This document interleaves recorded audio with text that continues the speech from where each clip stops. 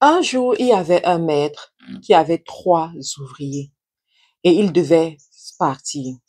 Il a appelé ses ouvriers et il a remis à chacun de ses ouvriers une certaine somme d'argent. Au premier, il lui a remis 5 talents. Au deuxième, il lui a remis 2 talents. Et au troisième, il lui a remis 1 talent. Et il leur a donné la même recommandation. Allez et fructifiez mes talents de telle sorte que lorsque je revienne, je trouve un retour sur investissement de ce que vous avez fait. Alors, il est parti et chacun de ses ouvriers est resté. Le premier qui a reçu 5 talents s'est dit, oui, je vais aller fructifier ces talents et je vais obtenir 5 autres talents. Le deuxième s'est dit, OK, je vais aller fructifier ce talent et je vais avoir 2 autres talents. Ça veut dire quoi? Ça va s'augmenter. Et le troisième, qui est le dernier, avait 1 talent. Il s'est dit, mon maître là, c'est quelqu'un de méchant. C'est quelqu'un qui récolte où il n'a pas semé. C'est quelqu'un, moi j'ai peur de lui. Donc, je ne vais pas toucher à son argent et je vais lui remettre le talent qu'il m'a donné tel qu'il est. Et au moins, je vais échapper à sa colère.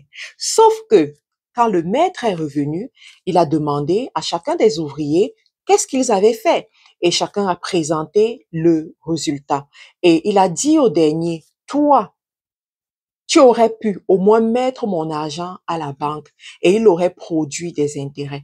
Pour ce que tu as fait, on va te retirer ton 1 talent et on va le donner à celui qui a été capable de fructifier le talent. Est-ce que cette histoire te parle? Derrière chaque transfert, il y a une histoire, un soutien, un sourire, un coup de pouce venant de loin. Avec l'Emfi, vous envoyez ce qui compte en quelques secondes, sans frais. L'Emfi, l'argent n'a pas de frontières. Téléchargez l'application dès maintenant. Je vais te dire, la vie de l'investisseur se résume en cette histoire. La vérité, c'est que nous pouvons analyser ce que chacun a fait en fonction de son état d'esprit. Alors, on a donné à la personne qui avait 5 talents parce qu'il avait la capacité. Quand tu lis cette histoire, on te dit, on a donné à chacun en fonction de ses capacités. Donc, la personne qui a reçu plus, elle l'a reçu parce qu'il avait des capacités pour gérer cela, en fait. Et la personne qui a reçu moins, c'est parce que quelque part, on s'était rendu compte que il n'a pas assez de capacités. Alors, je vais te faire comprendre que le succès, la vie que tu vois, l'accomplissement dépend de 2 choses principales tirées de cette histoire. Ces 2 choses-là, c'est quoi? Tes capacités et ta capacité à prendre le risque. Le risque que tu prends, 2 choses principales. Chacun d'entre ces ouvriers avait des capacités, c'est-à-dire que ils avaient développé la capacité de travailler à un certain niveau, ils avaient développé la diligence, ils avaient développé la capacité de rendre compte, ils avaient développé l'esprit d'équipe, ils avaient développé l'honnêteté dans les affaires, ils avaient développé tout cela. Et le maître s'est rendu compte que celui-là, il peut travailler au-delà des heures de service. Je vais lui donner plus parce que avec ce truc qu'il a, il va me rapporter quelque chose. Il y en a parmi nous. Nous sommes comme ça. Il y en a aussi, il y a l'autre. OK, lui là, il a un bon cœur, c'est vrai. Mais ne lui demande pas de travailler quand ce ne sont pas ses heures de travail. Ne lui demande pas de faire des recherches supplémentaires parce qu'il n'aime pas ça. Ça veut dire que ta capacité n'a pas encore atteint un certain niveau. Et il y a l'autre qui est paresseux. Mais comment on va être juste? On lui donne quand même un talent. Et sa paresse va l'amener à multiplier les raisons, à multiplier des excuses, à multiplier des justificatifs pour ne pas se grouiller, pour ne pas se battre, pour ne pas faire quelque chose. Ma question pour toi aujourd'hui, c'est lequel es-tu de ces 3 ouvriers? Tu rentres dans quelle description? Parce que chacun rentre dans une description. Et en fonction de la description qui te décrit le mieux, tu pourras justifier la somme d'argent qui est dans ton compte bancaire. Parce que on dit, celui qui n'a pas été capable de multiplier son talent, son don, sa graine, l'argent qu'il a eu, on va lui retirer cela et on va le donner à d'autres personnes. Je suis rendue à la conclusion selon laquelle Les personnes qui sont de plus en plus riches ont raison d'être de plus en plus riches. Tout simplement. As-tu déjà passé une journée avec une personne qui sait chercher l'argent? Une personne qui s'est bâtie seule, un self-made. Moi, j'ai eu la possibilité de le faire plusieurs fois. Plusieurs fois. Je vous parle souvent de mon mentor en Angleterre. Un jour, elle m'a dit, viens, on va passer la journée ensemble. Et on l'a fait plusieurs semaines, tous les mercredis. J'allais à ses pieds apprendre. Lorsque j'arrivais chez elle à 9 heures, tout était propre. Une femme de la cinquantaine. C'est vrai que ses enfants étaient déjà allés à l'université, ils étaient partis hors de la maison, mais tout était propre. Et le repas de son mari était prêt. Son mari avait déjà pris son petit déjeuner et à midi, il y avait son repas. Il n'y avait pas de ménagère. On était en Angleterre. Tout était propre. Et c'est elle. Elle faisait tout comme une parfaite maîtresse de maison. Et quand j'arrivais, on commençait à travailler. Elle me disait toujours, voilà comment il faut parler au client. Il faut convertir un client rapidement parce que rien ne te dit que ce client, 1 heure plus tard, il sera encore chaud pour faire le paiement. Les gens sont distraits par plusieurs choses. Donc, l'une des distractions du monde viendra le défocaliser et ce n'est pas sûr qu'il sera prêt, qu'il va faire ce paiement. Donc, quand tu as le client qui a ton attention, fais tout pour conclure. Elle m'a enseigné ces choses-là. Elle m'a enseigné comment ne pas travailler en fonction des émotions. C'est pas ton émotion qui te guide. C'est pas parce que tu es content aujourd'hui que tu vas appliquer cette tâche. C'est pas parce que quelqu'un t'a bien parlé que tu es motivé à le faire. Non, tu dois le faire. Tu dois le faire. Elle m'a appris à fixer des objectifs élevés dans la vie et à se battre pour accomplir ces objectifs. Elle m'a appris, vise la lune. Si tu ne peux pas atteindre la lune, tu atteindras au moins les étoiles.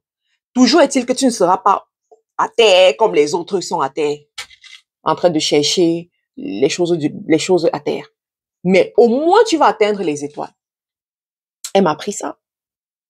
Elle m'a appris à être diligent et excellente dans mon travail. Ah oui. Je me suis toujours posé la question de savoir, mais pourquoi elle se peine à faire tout ça alors que elle a accompli sa vie?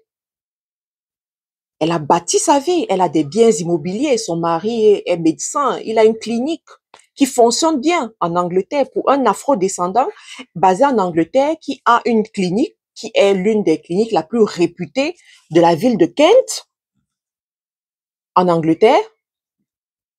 Wow. Mais malgré ça, elle travaille comme si elle n'avait rien. Je dis, elle travaille comme si elle n'avait rien. Ça m'a beaucoup appris. Et je veux te dire, toi aussi, à partir d'aujourd'hui, apprends ce genre de choses. Quel est le talent qui est entre tes mains? Quelle est cette aptitude qui est entre tes mains? Quelle est cette activité qui est entre tes mains? Est-ce que tu es capable de le multiplier ou tu le gardes dans un coin et tu te dis, au moins, ça ne va pas se perdre? Il y en a, vous êtes incapable de prendre le risque. C'est-à-dire que il y a des opportunités devant vous, mais vous ne les saisissez pas parce que vous avez peur d'échouer. Vous avez peur de perdre. Vous avez peur. Il y en a parmi vous, on vous dit, allons en Chine. Allons acheter la marchandise en Chine. Venons vendre cette marchandise. Vous dites, ah, j'ai mes 10 000 € dans mon compte bancaire. Que ça reste. Au moins que je regarde ces 10 000 €. Depuis 2 ans, tu regardes ces 10 000 €. L'inflation est en train de baisser la valeur des 10 000 €. Il y en a parmi vous, on vous dit investissez pour acheter le matériel, investissez dans une activité et allez fructifier cet argent dans l'activité. Vous dites, oh, voilà telle personne qui a essayé, ça n'a pas marché. Voilà telle personne qui a essayé, il est où aujourd'hui? Je préfère garder mon argent. Entre-temps, il y a les gens comme nous qui prennent la place, qui avancent par la grâce de Dieu. Alors, je veux te challenger un peu. Je veux te bousculer un peu. Apprends à prendre des risques. Bien entendu, des risques calculés, des risques intelligents. Mais je me suis rendu compte, et je vais te partager ça, il n'y a aucune richesse qui ne se construit sans la capacité de prendre le risque. Aucune. Tout ce que nous faisons aujourd'hui, c'est le risque. Mettre ton argent dans la banque où elle se trouve, c'est un risque. Parce que tu peux te lever un matin, on te dit que, je sais pas, il y a eu quelque chose dans ton pays, et puis voilà, la banque a fermé, et on ne sait pas quand est-ce qu'elle va ouvrir. Qu'est-ce que tu vas bien faire? C'est un risque. Quand tu vas en Chine investir ton argent dans une marchandise, c'est un risque. Quand tu te lances sur les réseaux sociaux pour faire une activité, c'est un risque. Quand tu investis dans l'immobilier, quand tu prends un bien immobilier, rien ne te dit que tu auras des locataires pour ton bien. C'est vrai qu'il y a les tendances du marché, mais dans les mêmes tendances du marché, il y a souvent des gens qui vont te dire qu'ils peinent à trouver des locataires. C'est un risque. Tout ce que tu fais est un risque. Mais il y a quelque chose qui vient te permettre d'avancer malgré le risque, c'est ta foi. C'est ta foi. C'est ta bonne volonté. C'est ta capacité à travailler, ta capacité à être diligent et d'avancer. Cette année 2025 ne doit pas être comme 2024. Tu dois multiplier ton talent. Tu dois aller à un autre niveau. Tu dois gravir des échelons. Et en 2026, tu vas continuer par la grâce de Dieu. Dis-moi, qu'est-ce qui t'a marqué dans cette vidéo? Je serais contente de te lire. Je vais te rappeler encore que nous avons 2 grands événements cette saison. Premièrement, la conférence de Montréal, le 6, le 8 et le 10 août. Ne manque pas cette conférence. Les choses vont se passer pour toi à cette conférence. Ne manque pas. Ensuite, la conférence Business et Leadership du 6 septembre à Paris. Ceux de l'Europe, j'ai pensé à vous. Ne manquez pas cette conférence. Inscrivez-vous, prenez vos tickets parce que les tickets sont en train de partir. La date se rapproche de plus en plus. Donc, prenez vos tickets et on se retrouve à ces différentes dates. Abonne-toi si ce n'est pas encore fait et laisse-moi un commentaire dans l'espace des commentaires. Très bientôt. Nous vous donnons rendez-vous ce 6 septembre 2025 à l'hôtel Marriott, situé en plein cœur de Paris pour une conférence exceptionnelle sur le leadership et le business. Nous aurons le plaisir d'accueillir des leaders d'opinion tels que Marthe Karine Diakou, Lady Sonia, des conférenciers influents, des entrepreneurs visionnaires qui partageront leurs stratégies, leurs expériences et leurs perspectives sur l'avenir du business. Au programme, des panels inspirants, des ateliers interactifs et des opportunités de réseautage inestimables. Rejoignez-nous pour explorer les tendances actuelles en matière de leadership, découvrir des stratégies innovantes et échanger avec des experts de renom. Réservez votre place dès maintenant et préparez-vous à transformer votre vision du leadership.